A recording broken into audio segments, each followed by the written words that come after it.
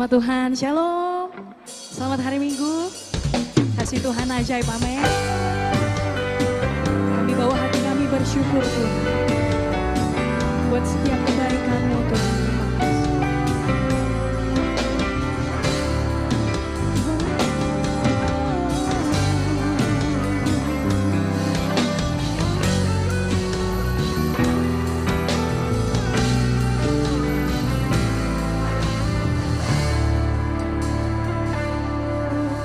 Ku hendak bersyukur pada Tuhan karena keadilan-Nya dan bermazmur bagi nama Tuhan yang maha tinggi. Ya Tuhan, Tuhan kami, betapa mulianya nama-Mu, Tuhan kami, dimuliakan atas seluruh bumi.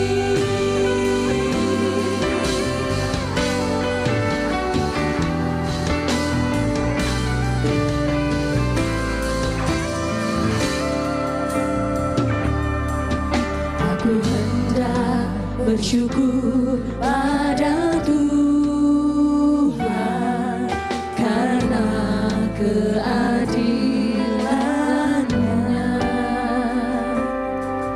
dan bermazmur bagi nama Tuhan yang maha tinggi. Ya Tuhan, Tuhan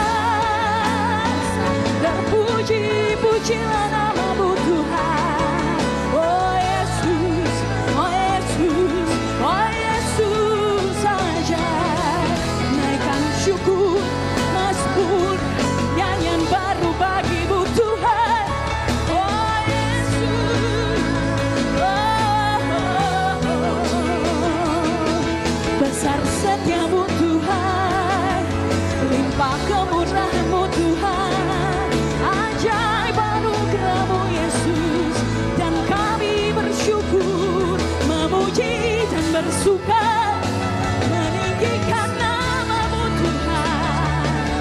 Oh Yesus, oh Yesus,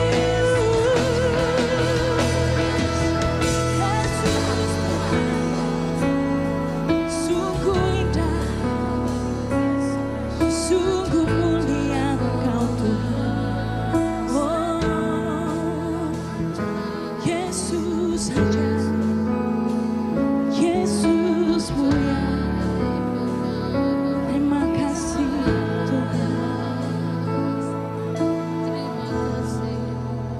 Oh mulianya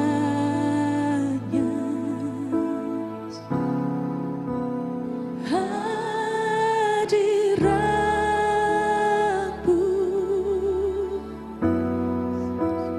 kami baik-Mu,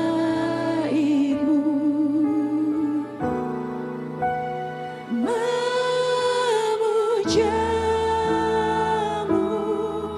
dimuliakan, dimuliakan Kau Tuhan, dengan pujian kami dalam degapkan hadirat-Mu.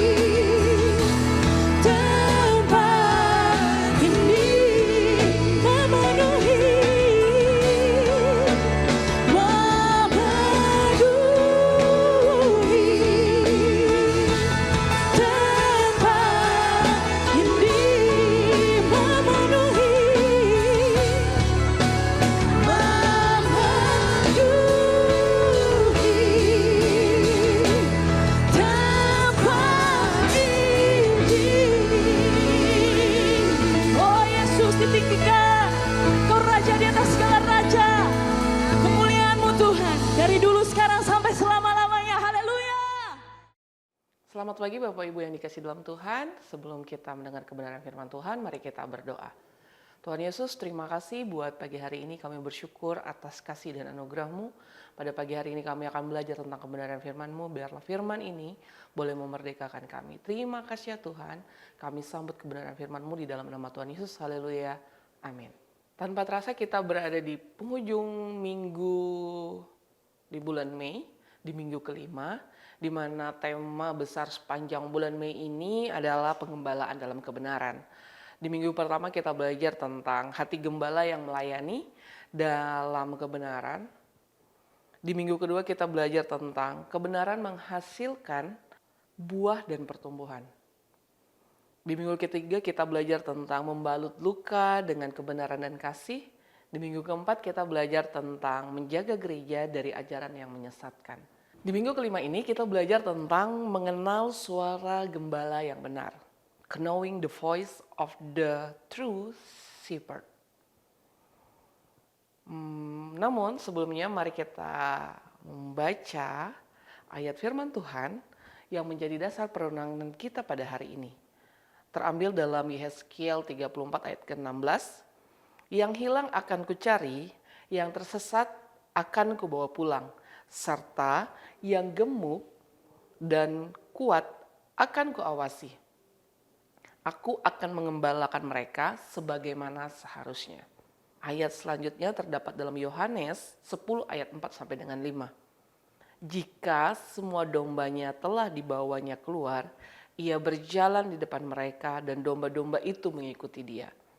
Karena mereka mengenal suaranya, tetapi seorang asing pasti tidak mereka ikuti. Malah mereka lari daripadanya karena suara orang-orang asing tidak mereka kenal. Bapak Ibu, jemaat yang dikasih dalam Tuhan, saat ini kita hidup di zaman yang serba bising. Ada banyak suara yang kita dengar, mulai dari suara mesin, suara hiruk pikuk kota, bisingnya suara hati kita, suara pikiran kita. Ada juga suara-suara dari media sosial, suara tuntutan ekonomi, suara nasihat orang di sekitar, bahkan suara ambisi dari dalam diri kita sendiri. Semua suara itu berteriak dengan nada yang sama, yaitu ikuti aku. Namun firman Tuhan mengingatkan kita akan satu kenyataan yang serius. Tidak semua suara layak untuk kita ikuti. Dalam Yohanes 10 tadi yang kita baca, diingatkan, Yesus memberikan gambaran tentang seorang gembala yang suaranya dikenal oleh domba-dombanya. Bukankah ini gambaran yang indah dan mendalam buat kita, yang seharusnya kita pun juga bisa mengenal suara daripada gembala kita. Keselamatan dan arah hidup kita sangat ditentukan oleh satu hal, suara siapa yang paling kita kenal. Jika kita salah mengenali suara, kita pasti akan berujung pada kesesatan. Namun ada janji setia dari Yehezkiel 34 ayat 16. Bahwa Tuhan sendiri yang akan mencari yang hilang dan membawa pulang yang tersesat. Hari ini kita akan belajar meredam kebisingan dunia sejenak untuk menajamkan pendengaran rohani kita. Sebab hanya dengan mengenal suara gembala sejati, kita tidak akan pernah salah dalam melangkah. Di tengah lingkungan, di tengah keberadaan kita, dimanapun, masalah kita bukanlah tentang kurangnya suara yang kita dengar, melainkan terlalu banyak suara yang kita dengar.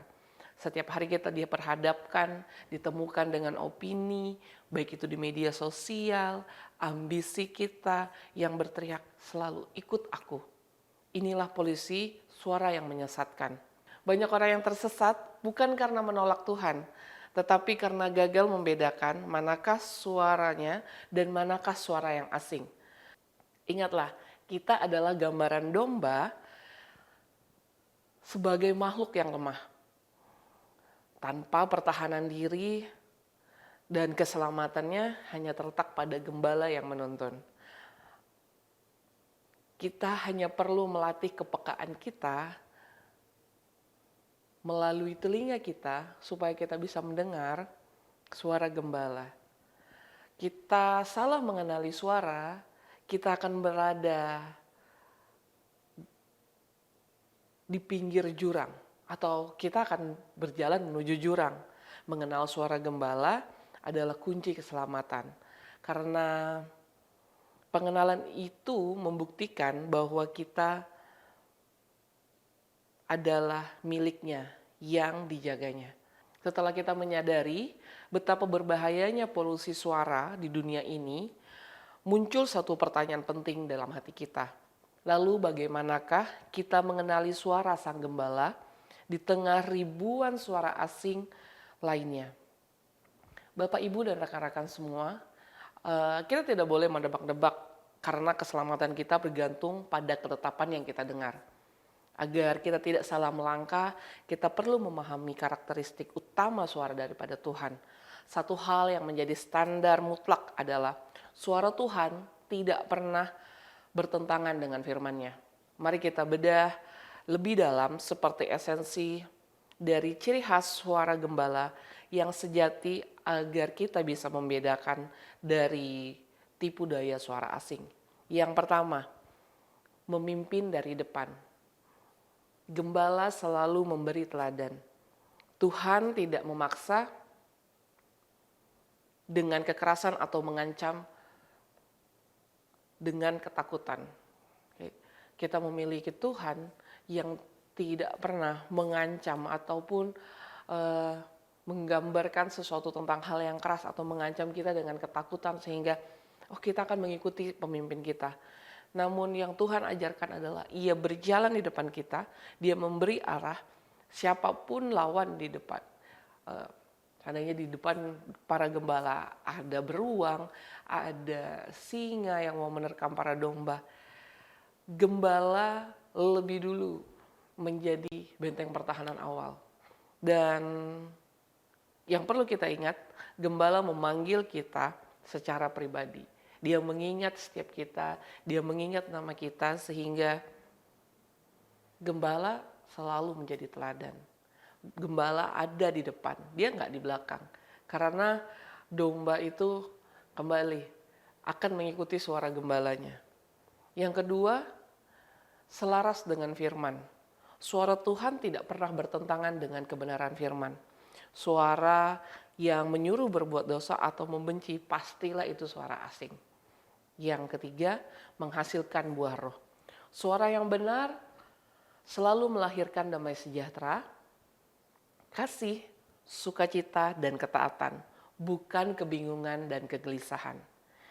Kini kita telah memahami seperti apa karakteristik suara gembala yang benar. Namun, pengenalan itu tidak muncul secara tiba-tiba.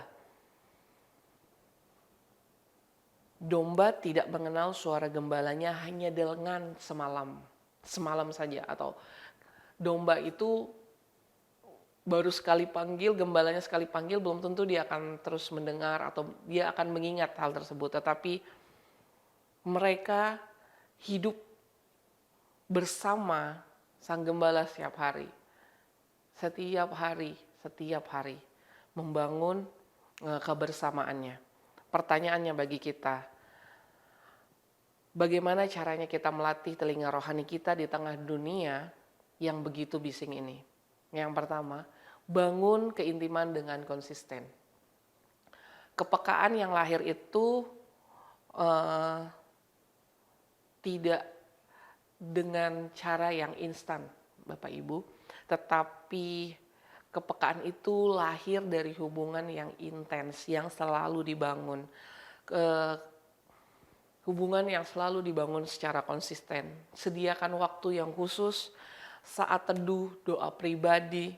Kita tidak bisa mendengar suara Tuhan jika kita terlalu penuh dengan suara kebisingan. Kita nggak akan mudah mendengar suara. Kalau kita ada di tengah kerumunan, banyak yang memanggil kita. Kalau kita tidak mengenal suara gembala kita, Kita pasti akan bingung, siapa yang memanggil?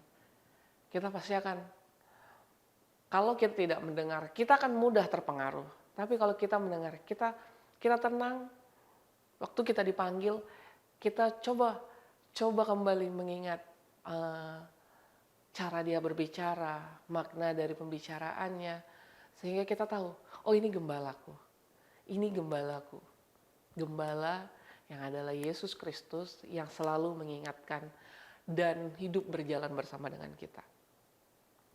Yang kedua, latih kepekaan di tengah kebisingan.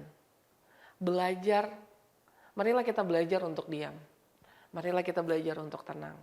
Tapi percayalah, ketenangan itu didapat dari hal yang pertama, di mana keintiman itu dibangun secara konsisten. Jadi kedua hal ini sangatlah berkaitan. Keintiman yang dibangun secara konsisten membuat kita jauh lebih tenang. Uji setiap dorongan hati. Apakah itu sesuai dengan Alkitab? Apakah itu memuliakan Kristus? Apakah didukung oleh nasihat orang beriman? Jadi ketenangan itu dasarnya adalah firman Tuhan. Dasarnya adalah hubungan yang intim bersama dengan Tuhan. Yang ketiga, praktek ketaatan secara langsung. Ketaatan pada hal-hal yang kecil sudah kita dengar dan menajamkan pendengaran kita untuk perkara-perkara yang lebih besar. Mengenal tanpa ketaatan hanya menjadi pengetahuan belaka. Jadi buat kita, biasanya saat kita belajar sesuatu, kita akan langsung diuji dan diproses. Kita akan selalu diperhadapkan dengan hal-hal yang membuat kita untuk, oke, kamu akan diuji dan kamu mencoba untuk mendengar bagaimana suara Tuhan yang selama ini mengarahkan, mendidik dalam hubungan, dalam keintiman, di dalam tenang, di dalam ketenangan yang kita miliki. Mari kita coba belajar untuk mendengar suara Tuhan. Dan pada saat kita dalam proses ujian, baiklah kembali kita melihat apakah kita sudah bisa mengaplikasikan hal-hal yang kita pelajari bersama dengan Dia di dalam kehidupan kita. Jadi Bapak Ibu yang dikasihi dalam Tuhan, sebagai penutup, marilah kita ingat satu hal. Mengenal suara gembala bukanlah tentang menguasai teknik mistis, melainkan tentang membangun hubungan. Keselamatan kita tidak bergantung seberapa kuat kita berjalan, tetapi seberapa peka telinga kita untuk mendengar dan taat untuk mengikuti langkahnya. Dunia akan terus selalu bising, polusi suara akan selalu kita dengar. Baik itu dari media sosial yang kita miliki, ambisi pribadi yang ada dalam diri kita, tuntutan zaman yang tidak pernah berhenti. Namun di tengah hiruk pikuk itu, Sang Gembala sejati memanggil kita satu persatu dengan suara yang penuh kasih, damai dan kepastian. Mari kita membangun komitmen yang baru, redam semua kebisingan dengan hal yang konsisten kita lakukan, yaitu membangun keintiman bersama dengan Tuhan. Uji setiap suara yang kita dengar, apakah itu suara Tuhan, apakah itu berpadanan dengan firman Tuhan, apakah ini menyenangkan hati Tuhan, dan mulailah melangkah. Jika kita tidak melangkah, maka kita tidak akan pernah tahu. Tapi mulailah taat dengan perkara-perkara yang kecil. Semakin kita mencintai Sang Gembala kita yang adalah Yesus Kristus, semakin banyak sebenarnya waktu yang kita habiskan bersama dengan Dia. Jadi semakin mustahil kita tidak mengenal dan kita tidak mendengar jika dipanggil. Dan kita juga tidak akan mudah disesatkan tentunya oleh suara-suara yang asing. Jadi jadilah domba yang cerdas yang mengenal suara gembalanya. Biarlah gereja kita menjadi kawanan domba yang kokoh, dan setiap pribadi di dalamnya mengenal Kristus sebagai gembala yang agung, yaitu Yesus Kristus. Tuhan Yesus memberkati. Mari kita berdoa. Tuhan Yesus, terima kasih. Engkau adalah gembala kami. Kami mau belajar mendengar suara-Mu lebih dan lebih lagi. Biarlah kami boleh mengenal Engkau sebagai gembala kami yang senantiasa menuntun setiap langkah kami. Waktu kami ada di tengah dunia ini, kebisingan itu ada, tapi kami percaya, kami mengenal suara gembala kami. Biarlah kami hidup dengan kokoh dan kami tidak terjerumus dengan suara-suara asing di sekitaran kami. Terima kasih ya Tuhan, biarlah firman-Mu terus mengingatkan kami bahwa kami memiliki gembala yang senantiasa menuntun setiap langkah kami. Di dalam nama Tuhan Yesus, Raja yang perkasa. Haleluya. Amin.